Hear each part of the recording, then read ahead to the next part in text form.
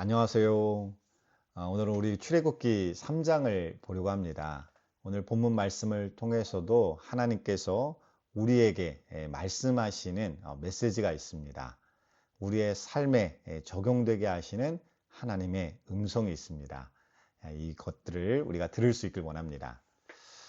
모세가 하나님을 만난 순간을 한번 생각해 보세요. 그는 광야에서 양을 치고 있었습니다. 평범한 일상을 살고 있었어요. 특별한 자격이나 능력을 갖추고 하나님을 만난 상황이 아닙니다. 이것은요, 하나님께서 일하시는 방식이에요. 우리가 연약하고 부족한 가운데 있을 때 그런 일상의 삶에 하나님은 우리를 찾아오시는 분이십니다. 지금 여러분이 있는 그 자리, 그 상황이 하나님을 바로 만날 수 있는 은혜의 자리, 거룩의 자리가 될 수 있는 것입니다. 이때 모세는 내가 돌이켜 가서 이 큰 광경을 보리라 라고 반응하고 있어요. 여기서 돌이켜라는 단어는 단순히 고개를 돌리는 것이 아닙니다. 가던 길을 멈추고 완전히 방향을 바꾸는 것이에요. 이것이 바로 하나님께서 우리에게 바라고 원하시는 것입니다. 내 생각과 계획을 하나님 앞에 먼저 내려놓고 하나님께로 방향을 전환하는 것. 우리의 삶이 하나님 중심으로 바뀌게 하시는 것이 바로 하나님이 원하시는 것입니다. 그때에서야 우리는 어때요? 하나님의 음성을 들을 수가 있어요. 모세가 돌이켜 하나님께 나오자 하나님께서는 모세의 이름을 부르셨습니다. 이건 단순한 호명이 아니에요. 모세의 이름의 뜻이 무엇입니까? 그를 물에서 건져내었노라 라는 뜻이잖아요. 이것을 아시는 하나님께서 과거뿐만 아니라 현재의 모습, 상처와 실패, 어떤 상황과 상태까지도 아시는 하나님께서 모세를 부르고 계시는 거예요. 우리도 마찬가지입니다. 우리의 모든 것을 알고 계시는 하나님께서 지금 우리를 찾고 계시는 것입니다. 우리는 결코 하나님께 익명이 될 수가 없어요. 모르는 존재로 하나님을 만나는 게 아닙니다. 나보다 나를 더 잘 아시는 하나님께서 우리를 부르고 계시는 것입니다. 하나님께서 내 발에서 신을 벗으라 내가 선 곳은 거룩한 땅이니라 라고 말씀하십니다. 이건 특정한 장소에 대한 이야기가 아닙니다. 하나님의 임재 앞에서 우리가 어떠한 자세를 가져야 하는지를 말씀하고 계시는 거예요. 하나님을 경외하는 믿음의 모습을 가지고 우리의 마음에 신을 벗고 하나님 앞에 진실된 모습으로 나는 하나님의 종입니다 라는 믿음을 가지고 나아가야 되는 것입니다. 하나님은 자신을 모세에게 이렇게 소개하시죠. 아브라함의 하나님, 이삭의 하나님, 야곱의 하나님으로 소개하십니다.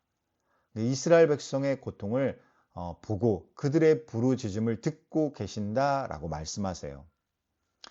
이스라엘 백성은 하나님의 약속을 잊어버릴 수 있습니다. 근데 참 감사한 건 뭐예요? 하나님은 잊지 않으신다는 거예요.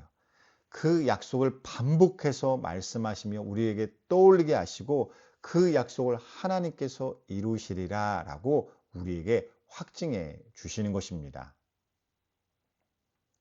하나님은 모세에게 이제 내가 너를 바로에게 보내어 너로 내 백성 이스라엘 자손을 애굽에서 인도하여 내게 하리라 라고 말씀하십니다. 물론 하나님이 우리가 없어서 일을 못하시는 분은 아니세요. 그럼에도 불구하고 하나님은 항상 나를 필요로 하십니다. 나를 통하여 일하기를 원하시고 그것을 기뻐하세요. 일을 위해서 나를 부르시는 것이 아니라 나를 위해서 그 사명 가운데 우리를 부르고 계시는 것입니다. 이 모든 말씀에 모세는 내가 여기 있나이다 라고 응답합니다. 이건 단순한 대답이 아니에요. 하나님 앞에 온전히 나아가는 믿음의 결단이요 응답입니다. 우리가 내 생각과 계획을 내려놓고 주님 제가 여기 있습니다. 주님 제가 여기 있습니다 라고 응답할 때 우리를 위해 예비하신 하나님의 역사가 일어나게 되는 것입니다. 모세는 자신의 연약함을 고백하며 내가 지금 누구라고 어떤 사람이라고 제가 바로에게 갈 수 있습니까? 라고 반응하고 있어요. 하나님의 말씀이 내 삶의 은혜가 되고 능력이 되는 말씀으로 주어짐에도 불구하고 그것을 온전히 받아들이지 못하는 때가 있다는 것입니다. 그런데 하나님은 모세의 이러한 연약함에 대해 내가 너와 함께하리라 라고 확증하세요. 우리의 부족함이 문제가 되지 않습니다. 함께 하시는 하나님이 우리의 답이 되어 주시기 때문입니다. 그럼에도 이스라엘 백성이 나에게 증거를 요구하는 것은 아니겠습니까? 라고 염려하는 그 모세에게 하나님은 무엇이라고 말씀하세요? 나는 스스로 있는 자니라 라고 자신을 말씀하세요. 다른 것에 의지하여 존재하시는 분이 아니라 스스로 존재하시는 유일하신 하나님이시라는 것입니다. 하나님으로 자신이 증거가 되시기 때문에 더 이상 다른 증거가 필요가 없습니다. 그런데 하나님께서는요, 바로가 이스라엘 백성을 쉽게 보내주지 않을 것이다 라고 말씀하세요. 내가 내 손을 들어 애굽 중에 여러 가지 이적으로 그 나라를 친 후에야 그가 너희를 보내리라 라고 말씀하십니다. 이것이 바로 하나님의 구원 사역입니다. 세상과 사람들의 반대와 저항이 있을지라도 그것을 뚫고 나아가게 하십니다. 우리의 삶에서 하나님의 뜻이 사람들의 반대와 세상의 논리 속에서 좌절될 것처럼 보이지만 하나님은 자신의 계획을 우리 가운데 반드시 이루어 가시는 분이시라는 것입니다. 마지막으로 하나님은요, 이스라엘 백성이 이집트에서 어떻게 나올 것이라고 약속하고 계시나요? 빈손으로 나오지 않을 것이며 애굽 사람의 금과 의복을 받아 나올 것이다 라고 약속하세요. 우리가 하나님의 말씀에 명령에 순종할 때에 하나님은 우리의 필요를 채우실 뿐만 아니라 넘치도록 채워주시는 분이시라는 것입니다.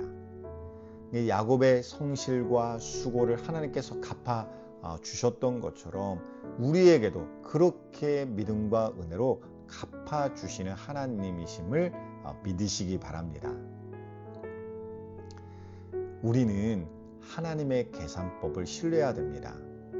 오늘만 사는 것이 아니라 영원을 사는 사람들이기 때문이에요. 출애굽기 3장은요, 하나님께서 평범한 일상 속에서 우리를 인격적으로 부르시고 만나시고 우리의 연약함에도 불구하고 함께 하시며 궁극적으로는 모든 저항을 넘어 하나님의 계획을 이루시고 풍성한 은혜로 채우실 것을 약속하는 메시지를 담고 있습니다. 중요한 것은 무엇일까요? 우리가 모세처럼 내가 여기 있습니다. 내가 여기 있나이다 라고 순종하며 응답하는 것입니다. 여러분의 일상 속에서 하나님의 음성을 듣고 계십니까? 그분의 부르심에 응답하고 계십니까? 오늘도 믿음으로 나를 부르시는 하나님 앞에 멈춰있지 아니하고 하나님의 부르심에 놀랍게 응답하며 하나님의 역사하신 가운데 나아가는 우리 모두가 될 수 있기를 주님의 이름으로 축원드립니다. 감사합니다.